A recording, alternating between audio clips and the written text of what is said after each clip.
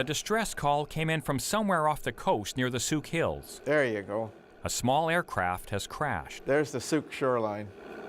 I think it's just good that we have this, that if someone is missing or something happens, that there's other people up looking for someone. Thankfully, this scenario is just a training exercise. Christy Deslip of Victoria is practicing her spotting skills in a classroom. Slowly.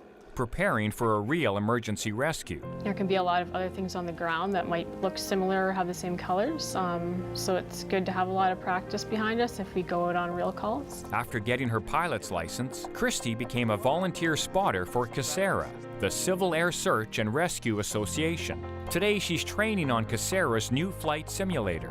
The sensors on her hat allow her to mimic the perspective from a small aircraft. And out of those aircraft, we sight with our own eyes, especially trained, objects on the ground. Those objects can be lost people, they can be crashed aircraft, they can be anything that needs to be found for safety reasons to save people's lives. We'll now come up to an altitude which we can work with.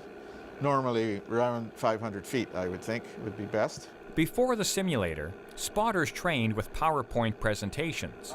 But thanks to a federal grant, a tech team at Carleton University in Ottawa adapted Microsoft Flight Simulator for CASARA's purposes. The military has their own pilots. The military has their own navigators. They have everything, beautiful aircrafts, etc., but they don't always have a qualified spotter. So when they're doing a search, they come to us and they would say, you guys know how to spot, you know how to look for objects. Please come. It really actually shows you what a spotter should be doing with his eyes. And that's what makes us different. You don't stare out of an aircraft and look around like we do when we're flying one of the airlines.